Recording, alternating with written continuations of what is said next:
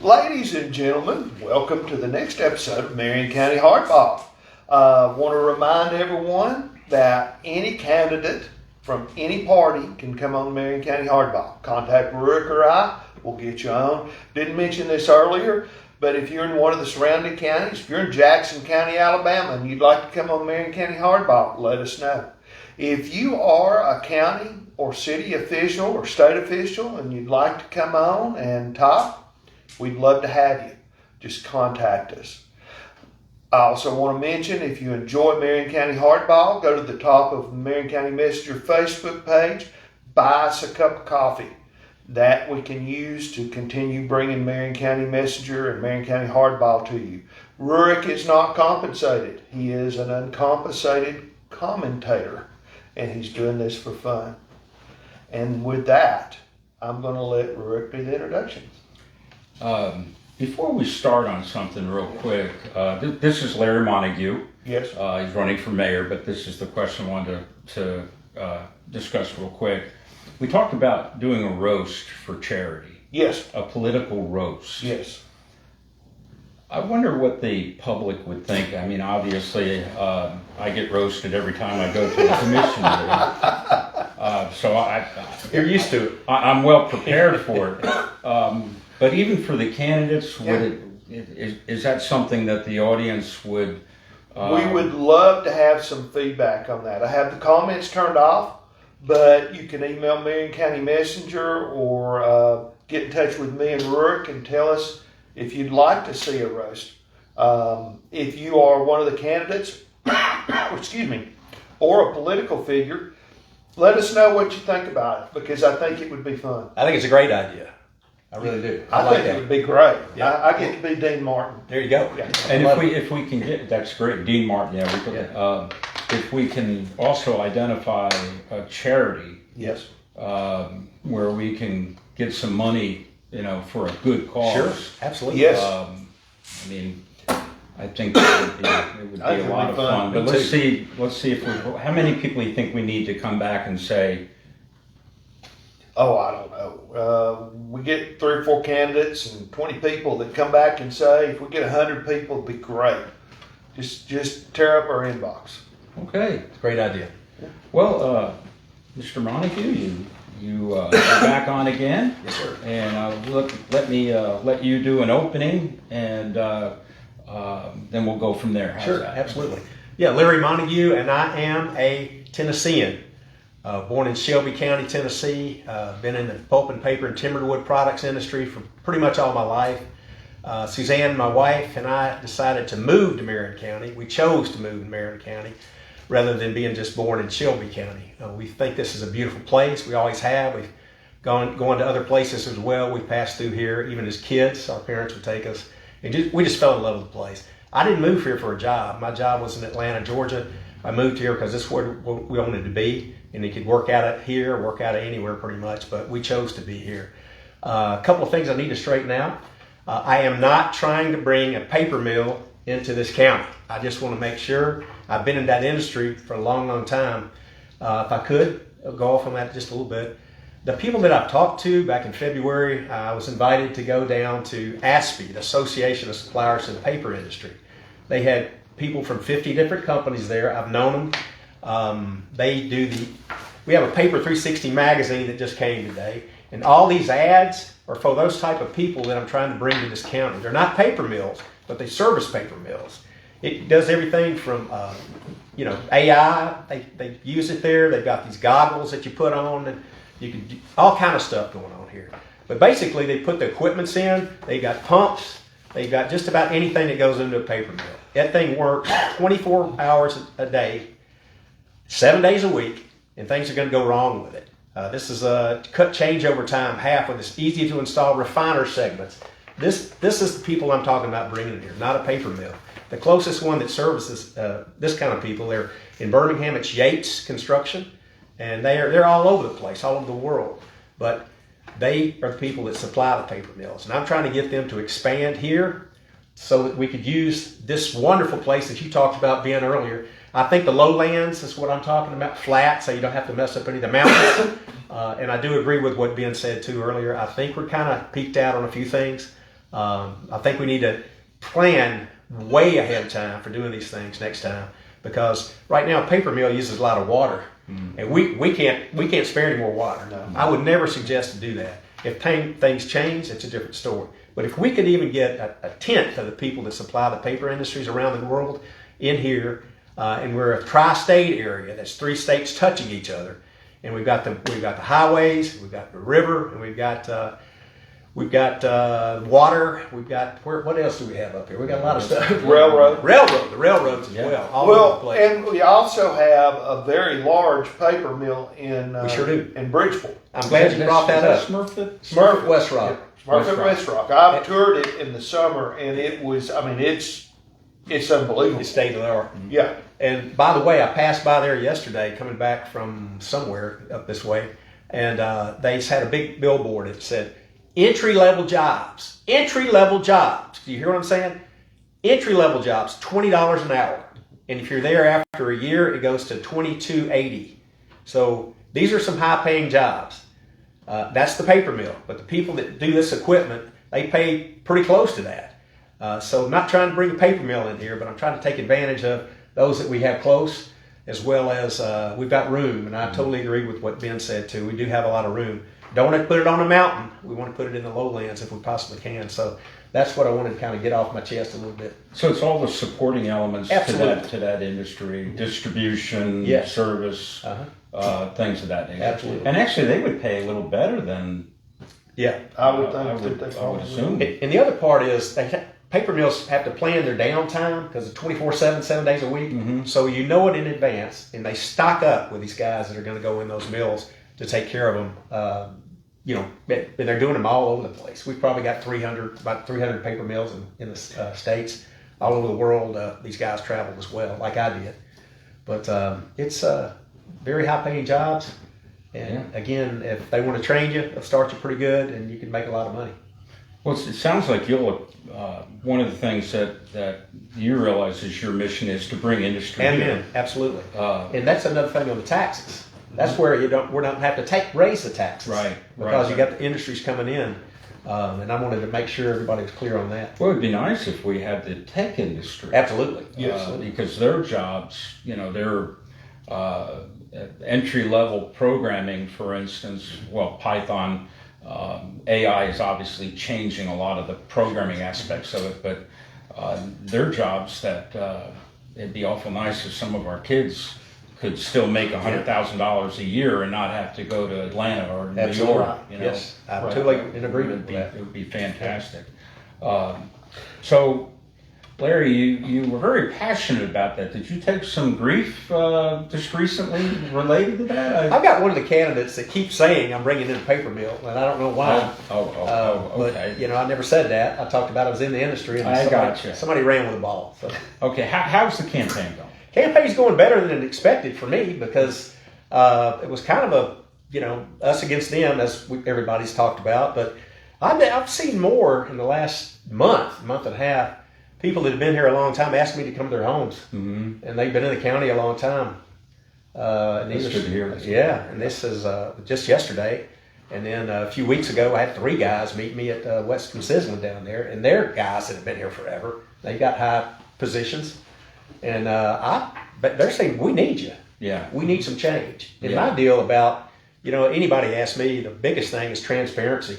We've got to tell our citizens who are paying these taxes what we're doing with the money. Mm-hmm. And I'm telling you right now, if I get in, you can't afford this. That's what somebody is going to tell me. You can't afford this. I'm doing an audit. We're going to get a third-party auditor to come in here and find out where the money's going. Now, you can't afford to do that. Well, we can't afford not to do it. We don't know where the monies are going. We've got some great people here, but some of this money's not going where we think it is. If you look at our budget, there's a bunch of others, line items, others, and I want to know what others are. Sure. That's kind of nuts. Yeah. So anytime I've been with a company that bought another company, the first thing we do is an audit, because you have to know where you start if you're going to come in here and be the mayor of Marion County. You don't want to wonder about it. Just make sure we get it, and we'll fix it later as soon as we find out what's going on. Yeah, okay. Duke, you got it. Well, this is a little bit of a different tack, Yeah. but what can be done about the many vacant buildings in our communities? And there are a lot of them. There are, and I remember meeting with the mayor of South Pittsburgh in the last 2 months. I had lunch with him over there, and we were talking about the tax increase that went there was enormous. I understand it might have been the person that was getting ready to leave their office that did it. And he said, we need some more revenue in here. We got to do it. We have people here already volunteering for things from all aspects, all walks of life in this county that want to help with just about anything. Beautification. I want to start a community council on beautification. I also want to do it on, the pets and everything else we're talking about in the CAC. And it's just, we have somebody close to us that actually took it up on themselves to that, Children's Advocacy Center. It looked like a dungeon before that. And now it's done well, it's looking good, and it's bright and vibrant, and the kids want to go in there. We have volunteers like that would help it out. They gave their time and effort and helped raise money to do it too. I believe we can do that. I really do. It would also be nice, and I guess this is more of a statement than a question. Yes, sir. Yes, sir. But it would also be nice, in Chattanooga, you can go to, there's a small business incubator. You can go take classes. Yeah. You can learn. A lot of people have great business ideas, but don't necessarily know what's involved in setting up and running a business. You're exactly right. Yeah. And we would try to tap into those even here local. Yeah. I think we've got a lot of mentors that are business people. They're retiring here from all over the place. They've got great ideas. And to get back about the buildings, I'm sorry. You're down here in Jasper and South Pittsburgh. You got some beautiful buildings. You got to consider the historical fact of it. Mm-hmm. But again, we've got people that are willing to invest time, effort, and money. And I've seen it done before. I also saw a plan already almost about 8 months ago that somebody had drawn out. Even have a nice little boutique hotel in Jasper. And it was pretty cool. Yeah. And I don't know what's happened there. I hadn't had a breakfast with him in a while, but I will. I'll like to follow up on that. Have you heard anything about a Margaritaville going out near Crown Harbor? Have you heard anything like this? I think anybody? I've heard it, but you have heard it? Okay. I didn't know whether or not I've heard that, but I've not seen any indication that was happening. One thing I'd like to if Larry Montague was from Marion County, born here, maybe chewed some tobacco like I do, and he wanted to keep everything the same. Not necessarily the same, but where, the big hand of government's not going to come in and say, you're going to do this, you're going to do that type of thing. How do you talk to that guy, Larry Montague, and say that you, who's running for mayor, you're not a threat. You're not bringing that type of change. What can you do to kind of help them? Because there's a lot of them out there. Absolutely. I totally agree with that. I see it. Once they get to know me, they talk to me, they change their mind. Yeah. And I'll approach it like, we want to do a Marion County Q&A. I'm serious. That's why I ask so many questions. That's why I carry a book with me every time. I take notes. Man, somebody made fun of me the other day. I said, well, I'm not going to tell anybody you said this, but I'm just trying to figure out where we try to fix things, But I've had so many comments on what needs to be done. And my deal is I'm taking that from the people, and we need to listen to our people and our citizens a lot more than we do now. And again, but the transparency, it's got to be there. And why don't we listen? I talked to some of the mayors, town and city mayors, and they don't meet anymore together. Mm-hmm. They said it was COVID. Then I found out it was a little more than that to it. Yeah. But I met with 4 of them now and talked about it. Would they be willing to get together again? And maybe you host it one month or you host it this month. And let's do best practices. Good night. They got some great people here. So these mayors know what's going on. And I'm really proud to be in here. We bring our grandkids up here, for goodness sakes. To go to these events that go on in our little towns around here. So I think that's, we've got a lot of talent, but if we're not going to look at each other or shake their hands, that's just crazy. Yeah. So let's bring them together, and I think I can do it. I've done it all over the world, and it's just by talking to people and finding out what they really want, and can we do it? If it's fiscally responsible to do it, we'll do it. If we can't, we'll tell you why. That's the way I am. That's the way I was brought up. That's the way my last 19 years with this company, and we turned it around in a year. It was unbelievable, but we brought the right team together, and I think that's what we had to do. Hey, how old are you? I'm old enough to know better. I guess the question I'm starting to realize, being that I'm still a young man, why do you want this? What is? You seem like you're financially fine. You don't have to do this. No, I don't. So what has gotten into your crawl to make you want to run for mayor? I've always had a soft heart, and when I heard Tappy was going to heck in a handbasket, that's part of my lifeline. Mm-hmm. I went in and found out how and why, and the people were doing wrong things. Mm-hmm. They started not serving their members. They started serving themselves. We had a lot of stuff I found out during the audit that was going on. We had to get rid of a lot of people and hire new people that would come in and have the same vision that we had to build this up again. Started in 1950 to do the standards for the whole world, and anything made of paper or corrugated box. Look on the bottom of your Amazon box when you get home. There'll be a box maker certificate on the bottom of it, BMC, and it's run to a Tappy standard, the edge crush test. So you had to do this for the whole world. It's not just one city or one town or one country. Right. So when I realized the effect that was having, or not be here possibly, I jumped in. I didn't. I gave up a lot. I was literally working 7 days a week, flying all over the world, and I was about wore you out. But we got it together where everybody started talking again. Mm-hmm. We negotiated with each other who's going to do this, who's going to do that, and they started having functions all over the world again, and it was good. I wanted to do something else. I told them, I gave a 5-year plan to retire, and then I got into this and started listening to people again. I thank you for what you're doing, Duke. So I've got a question here, and this was a very specific mail-in question, but we're going to take a little twist of it. Yeah. Okay. This gentleman asked, what can be done to slow down traffic on the rural roads, realizing that we have limited resources? And in Marion County, we have, I hesitate to use the term big towns, but the big towns, we have smaller towns, and we have a lot of rural areas. And you can go with traffic, but there are other areas you could go with. You could talk about water. You could talk about all kinds of things. What do we do to reach these smaller, more rural areas? Now, as far as, what was it? Traffic. He was asking about speeding. Yes. Well, speeding is one thing that I get. I have my signs on my car, so I try not to speed anymore. I feel like a target.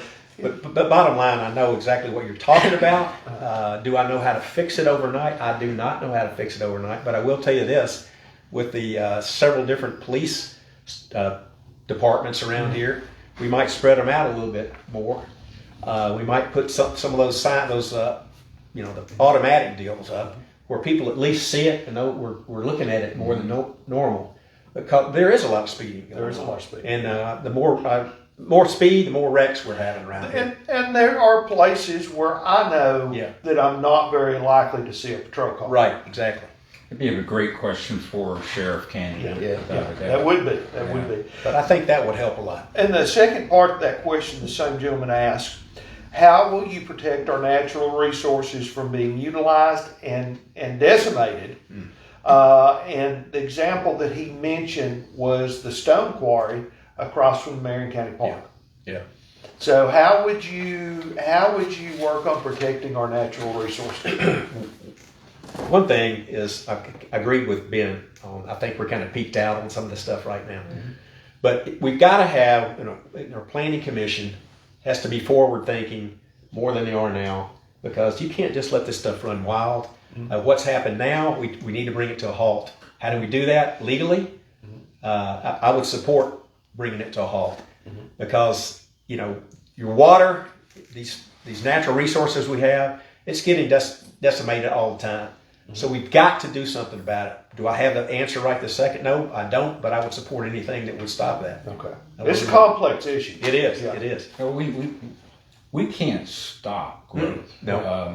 It's more that if we do informed growth. I'm not saying we're doing not informed growth, but like you said, I think strategically you have to plan. So the Planning Commission, when we've talked about this before, that's a big deal for you. It is. To jump in there and now would you be the chairman of the Planning Commission? If I had to. Well, no, you're not supposed to. Yeah, no, I don't. Looks like it is now, though. Never mind. There was I lost my train of thought when you brought that up. I apologize. Come back. That's all right. Hey, one of the things I'd like to ask you, how do you see yourself? And I asked Ben the same question. How are you better than what we have right now? I think I can build bridges and not walls. Okay. And one thing I've noticed in almost 9 years here, there are so many walls when you go to commissioners meeting. When you have a vote 9 to 2, like every week or every month, that kind of thing. And some of them aren't there because of various and sundry reasons. They hadn't shown up in a long time. I'd like to get down to that too. But bottom line, we've got to start talking to each other. We don't want to walk down the downtown area and just turn your head away from people. Tell them hello. That might have been the only person that gave them any acknowledgement that day. Okay? That's how I was raised. I have people tell me, why do you wave at everybody? He says, because my dad told me to do it when I was a little kid. He said, that might be, I said, do you know them, Dad? He goes, no. But maybe that's the only person that acknowledged him that day. And I'm doing it now. And oh, you're politicking. I said, I've been doing this all my life. I didn't just start waving at people. But we've got to bring them in. There's got to be something that we have in common. We have to find something in common to work on together. And it's not that hard. It really isn't. That brings me to another point. And I think I asked this question to Ben Shankles. I want to ask you. There's a lot of controversy on who's an insider and who's an outsider. Yeah. And there seems to be a lot of argument. I would maintain I don't think there's as much as we think there is. But there are a lot of people that are raising the fact that certain people are outsiders, and that's how do we get around that? How do we stop being insiders and outsiders and being people from Marion County? Well, if I could go back to what you asked me, if Larry Montague was born here and everything like that, I wouldn't be Larry Montague that I am today. I lived in 6 different states, including Tennessee was 7, born and raised here. But every state I went to, I found good ways they're doing things. Learned a lot of stuff and turned away from the bad stuff they were doing. And then I took that to the next place I went. And I wouldn't be the same Larry Montague today if I'd have been born here and stayed here all my life. I really wouldn't. I'm not cutting it down. Trust me. Don't hear what I'm not saying. Like our pastor says every Sunday. Don't hear what I'm not saying.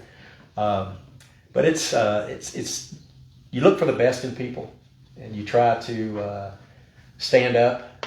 And as people are spitting in your face, sometimes you turn your head and just say, "Man, that was a good one."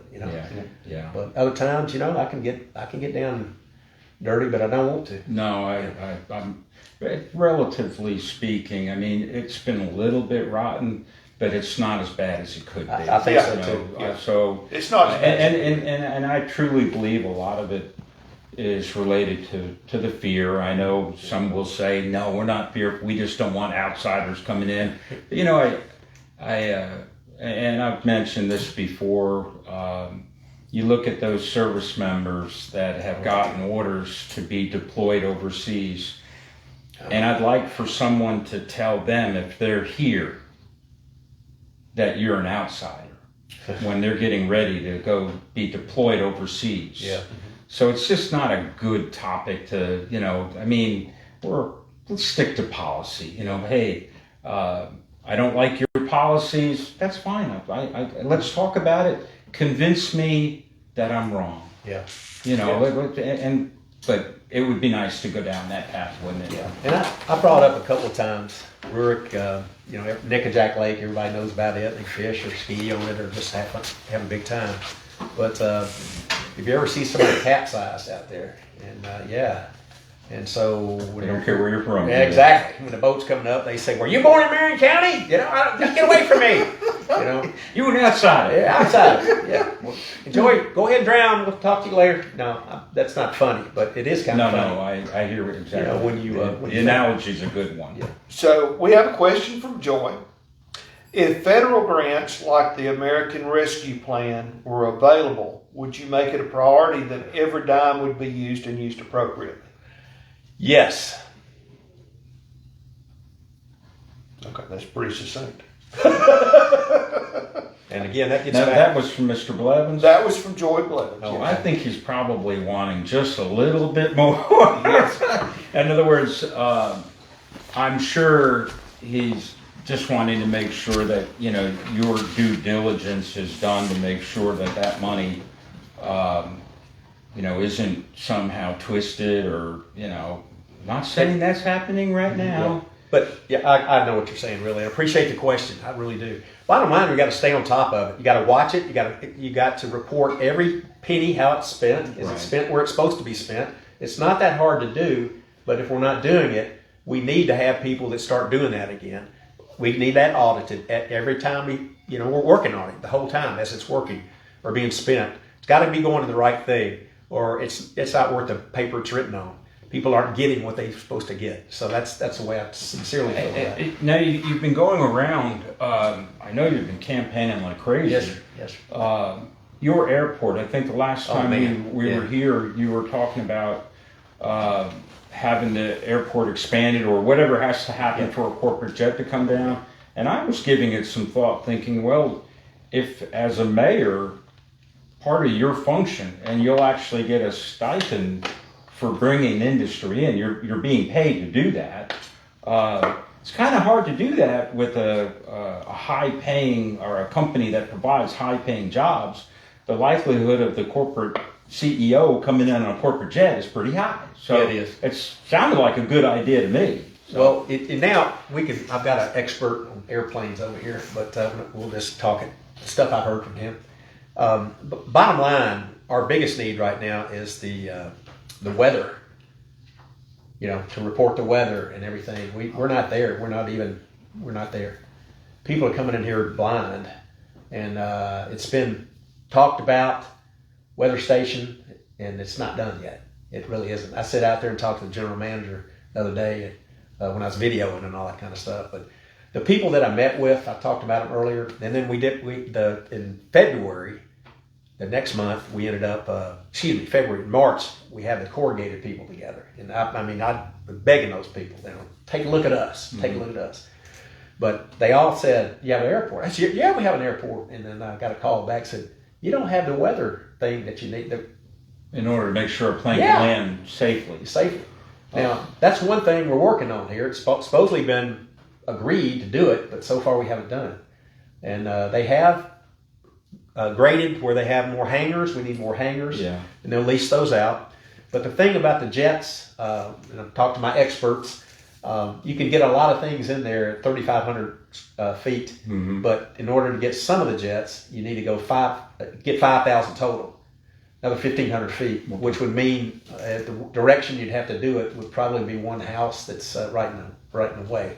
Would that be the house facing 41 or facing Jasper or going the other direction? It's the other direction? Yeah.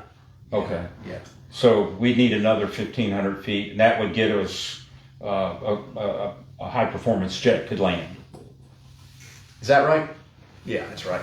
That's what I understand. Okay. I try to check this stuff out all I can. So what kind of business, say we were able to expand the airport, what kind of businesses would the airport itself bring? What kind of jobs would that bring? Oh, wow. Good point. That is a good point.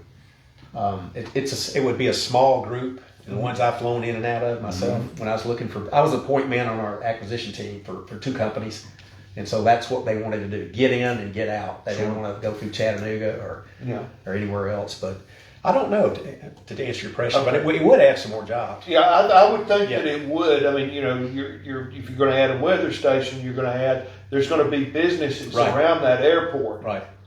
Dollar General, I think their folks fly into Tullahoma, I believe, because it's got the right equipment to take care of them, and they use the smaller planes too, the smaller airports, so they again can get in and get out and tour their stores, things of that nature. Do you have any events coming up that you're wanting to let the audience know when it is? Any type of things going on? I'm gonna have to look out here at one of my campaign people. Oh, okay. Okay. I'm going to the VFW fish fry on Friday. Oh, okay. Is that Friday? It is Friday, isn't it? Yeah. What time is that at? It's on Saturday. I'm sorry. It's on Saturday? Yeah. And what time is it? 10 to 1, I think. 10 to 1? Yeah. So if the folks want to come out and talk to you, sure, you're glad ready to talk to them. Duke, do you have anything that you I'm good. Why don't you go ahead and make a closing statement? Folks, I tell you, what you see is what you get. I can't play. I'm not plastic. I'm the real deal. The people I met here in Marion County, I'm already praying for them. I already love them like family. In fact, the Hudson's right here, Ron and Charlene, let us come in their house like this. I can't never see anything like it. But my wife Suzanne and I plan to be here. And I told her that if I passed before her, she could just put my ashes, I hope it's legal, over the cliff in the mountains, and I'm still want to be part of this mountain. Is that on a windy day? Windy day. Out of this county. I'll go all over the county. I'll be down in the valley. I'll be up in the mountains. I'll go everywhere. So I want to become that kind of person here. But we love you guys, and I really want your vote. We appreciate you very much. And again, I will work as hard as I possibly can for you. And there's no playing here. We got to be transparent, and I want your vote. Thank you very much.